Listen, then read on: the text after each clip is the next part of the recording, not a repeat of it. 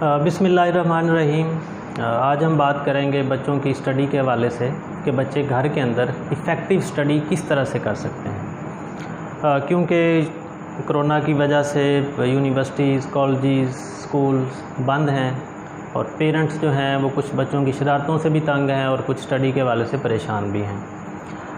और बच्चे ज़ाहिर है कि जिस तरह से उनको स्टडी करना चाहिए वो उस तरह से स्टडी नहीं हो पा रही है।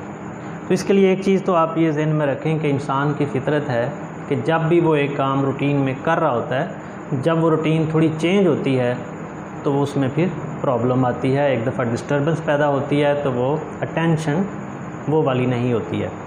जिस तरह से बच्चे पहले एक रूटीन के अंदर इस प्रोसेस के अंदर चल रहे थे कि सुबह उठ रहे हैं जल्दी और फिर स्कूल जा रहे हैं, फिर स्कूल के अंदर जो भी उनका एक क्लास वर्क हो रहा था, अब वो बच्चे इस चीज़ के लिए प्रिपेयर होते थे कि ये मैंने कल होमवर्क कंप्लीट करके जाना है, तो वो एक ऑटो के ऊपर लगे हुए थे कि ये काम कर रहे हैं कि स्कूल के बाद कर और फिर ट्यूशन और ट्यूशन से फिर ये सारी चीज़ें होके चल रहा था।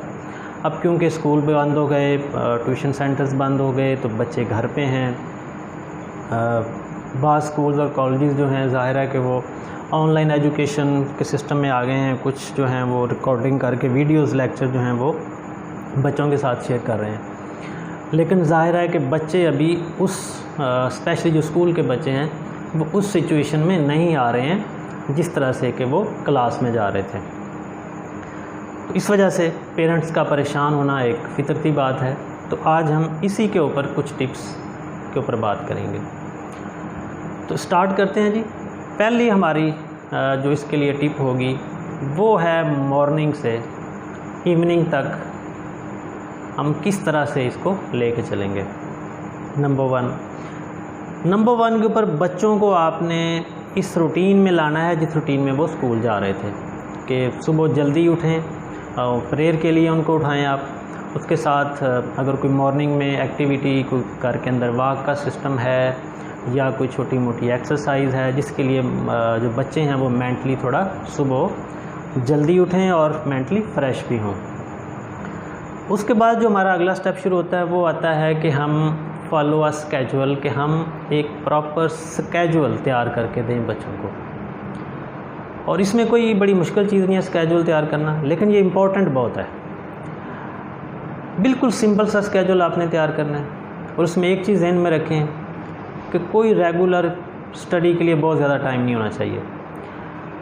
ब्रेक्स के अंदर रखें और फ्यू आवर्स आपने रखने हैं पूरे दिन के अंदर स्टडी के अंदर, ताकि बच्चे जो हैं वो ओवरबर्डन ना हो, डिप्रेशन में ना आए। तो इसलिए बड़ा सिंपल सा स्केजुअल हम फॉलो करेंगे जिसके अंदर ब्रेक्स भी होंगी, थोड़ा फ़न भी होगा, फ़िज़िकल एक्टिविटीज़ भी होंगी, और वो बच्चों के साथ हम कंसल्ट भी करेंगे कि ये आपकी पूरे डे की बेटा आपकी एक्टिविटीज़ हैं और आपने इस तरह से करनी है। अब नंबर वन तो ये हो गया। नंबर टू जो बड़ी इम्पोर्टेंट चीज़ है वो है बच्चों के लिए स्टडी का एनवायरनमेंट बनाना। अब क्योंकि बच्चे स्टडी के एनवायरनमेंट में आदी थे स्कूल की शक्ल में या ट्यूशन की शक्ल में, जहाँ पे एक स्पेसिफ़िक एरिया, स्पेसिफ़िक प्लेस थी बच्चों की स्टडी के लिए जो मुख्तस थी, जहाँ पे सिर्फ बच्चे स्टडी कर रहे थे। अब क्योंकि बच्चे उन दोनों चीज़ों से पीछे हो गए हैं और घर पे हैं, तो घर के अंदर जब तक हम उनको वो वाला एनवायरनमेंट नहीं देंगे स्टडी वाला, तो बच्चों के लिए पढ़ना मुश्किल होगा, वो उस तरह से चीज़ों को लर्न नहीं कर पाएंगे। तो उसके लिए आप घर के अंदर कोई भी थोड़ी सी प्लेस बच्चों के लिए स्पेसिफाई करते हैं, वहाँ पे मैटर्स दे दें या बच्चों को आप टेबल चेयर अगर है तो वो वहाँ पे उनको प्रोवाइड करें। लेकिन ये याद रखें कि वो बच्चों की जो स्टडी प्लेस आप दे रहे हैं वो स्लीपिंग प्लेस बच्चों की नहीं होनी चाहिए जहाँ पे बच्चे सोते हैं, क्योंकि नेचुरली उनकी जो अटेंशन है वो उस डाइवर्ट होगी और उसमें डिस्टर्बेंस होगी। दूसरी चीज़ आप ध्यान में रखें कि एंटरटेनमेंट वाली जो जगह है, जब बच्चे एंटरटेनमेंट टीवी या किसी भी शक्ल में करते हैं, वो प्लेस भी नहीं होनी चाहिए, उनसे अलग होनी चाहिए। तीसरी चीज़, वो प्लेस आप नो मोबाइल जोन के तौर पर डिक्लेयर करते हैं, जहाँ पे बच्चे जो हैं मोबाइल या किसी और इस तरह की एक्टिविटीज़ में ना हो। और चौथी चीज़ जो यहाँ उस प्लेस के बारे में हमने रखनी है वो नीट एंड क्लीन होनी चाहिए। बच्चों की बुक्स, बैग, जो बाकी स्टडी की रेलेवेंट चीज़ें हैं उसके अलावा बच्चे के पास कुछ नहीं होना चाहिए, ताकि बच्चे की जो अटेंशन है वो सिर्फ़ और सिर्फ स्टडी के लिए हो। और बच्चों के साथ ये पूरा शेड्यूल हम अच्छी तरह से डिस्कस भी करें ताकि उनको पता हो कि मैंने ये शेड्यूल फॉलो करना है। लेकिन रेगुलर स्टडी बिल्कुल ना करवाएं बहुत ज़्यादा घंटे, थोड़े थोड़े टाइम के अंदर 1 घंटा फिर ब्रेक दे दें, फिर 1 घंटा दे दें, सब्जेक्ट वाइज डिवाइड कर लें कि ये बेटा आपने आज इतने ये सब्जेक्ट करने हैं। और उसके अंदर ज़ाहिर है कि हमें स्कूल की तरफ से या कॉलेज की तरफ से बच्चों को जो एक सिलेबस दिया गया है उस सिलेबस की मैपिंग आपने करवानी है, उसके बच्चों के साथ डिस्कस करना है कि ये काम है और उसको हम एक दिन में कितना करेंगे तो ये हमारा सिलेबस वहाँ पे कवर अप होगा। तो ये चीज़ होगी हमारे सिलेबस के हवाले से। और अगली बात होगी हमारी बच्चों की स्टडी प्लेस के हवाले से। चौथी चीज़ जो है, अब आपको पता है कि स्कूल्स और कॉलेजेस ने ऑनलाइन सेशन शुरू कर दिए हैं। कुछ जगह पे लाइव भी चल रहे हैं, कुछ जगह के अंदर वो रिकॉर्डेड वीडियोस की शक्ल में हमारे पास आ रहे हैं। तो एक आपने अपने जो शेड्यूल है उसके अंदर ये टाइम मुख्तस करना है कि किस टाइम के ऊपर आपने ऑनलाइन सेशन लेना है और उस टाइम पे सिर्फ बच्चों से आपने वही करवाना है। और उसके लिए एक चीज़ बड़ी इंपॉर्टेंट है कि नोट्स ज़रूर बच्चों से कहें कि जब वो वीडियोस में या ऑनलाइन जो लाइव सेशन चल रहे हैं उनके साथ साथ नोट्स भी तैयार करें ताकि उस सेशन के बाद उनको आसानी हो और अपनी डायरी के अंदर वो चीज़ें नोट भी कर रहे हों कि ये मेरे होमवर्क के तौर पे मैंने काम करना है। तो इसमें अगला स्टेप जो है वो बच्चों को फ़िज़िकल एक्टिविटी का जो टाइम है वो भी ज़रूर दें ताकि बच्चे जो है वो मेंटली थोड़ा फ्रेश भी हों, फ़िज़िकल भी फ़िट हों। वो ज़ाहिर है कोई गेम खेल सकते हैं, कोई और एक्टिविटी कर सकते हैं, पेरेंट्स के साथ फ़न कर सकते हैं, आपस में फ़न कर सकते हैं। तो ये उनकी मेंटल जो प्रोडक्टिविटी है उसको बढ़ाएगा। अच्छा, कुछ और चीज़ें जो मुझे कुछ दिनों से कुछ पेरेंट्स की तरफ से मुझे कॉल्स के ऊपर ये क्वेश्चन आ रहे थे कि बच्चे इतना देर पढ़ रहे हैं लेकिन उनको चीज़ें याद नहीं हो रही हैं।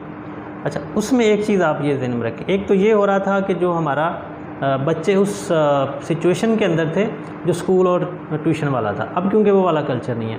अब हमने बच्चों को एक तो सेल्फ़ मोटिवेशन की तरफ लेके आना है। बच्चों को ये चीज़ समझानी है कि बेटा ये स्कूल और जो ट्यूशन सेंटर है वो वाला सिलसिला नहीं होगा, अब ये ऑनलाइन ही चीज़ें चलेंगी और हमने अपने आप को खुद मैनेज करना है। तो बच्चों को उसके लिए मेंटली हमने प्रिपेयर करना है कि जो ये सिचुएशन अब है, इस सिचुएशन के अंदर हमने स्टडी ऐसे ही करनी है। और उसके लिए ज़रूरी ये है आई और माई का कनेक्शन।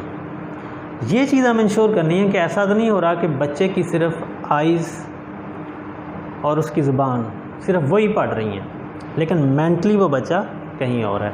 ऐसा क्यों होता है? ऐसा होता है मल्टीटास्किंग की वजह से कि जब एक टाइम पे आपके ज़हन में कई चीज़ें चल रही होती हैं। और ये कब होता है? जब आप बच्चों को डिप्रेशन देते हैं, जब उनको फोर्स करते हैं किसी चीज़ के लिए।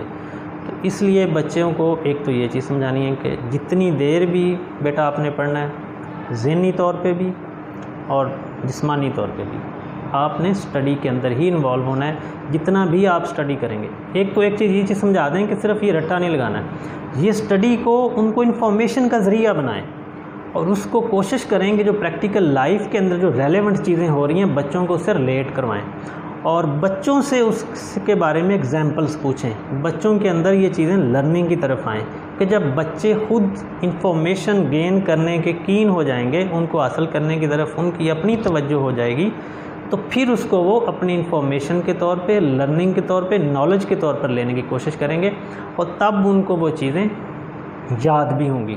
तो उसके लिए ज़रूरी है कि कोई भी चीज़ जब हम स्टडी करते हैं तो उसके पीछे जो वाई का आंसर है कि क्यों ये बात ऐसे क्यों है, ऐसा कैसे होता है, जब इस अप्रोच के ऊपर हम बच्चों के माइंड में ये डालेंगे तो फिर वो खुद से, टीचर से भी, हमसे भी वो क्वेश्चनिंग भी करेंगे।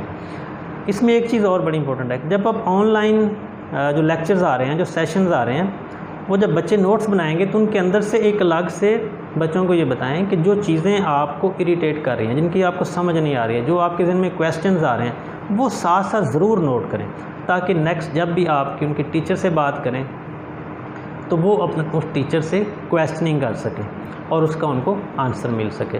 तो ये चंद एक सिंपल से स्टेप्स थे जो घर के अंदर हम अच्छे तरीके से स्टडी करवा सकते हैं बच्चों के अंदर और जो सिचुएशन ये चल रही है उसके अंदर अच्छे हम रिज़ल्ट्स ले सकते हैं बच्चों से। Thank you very much.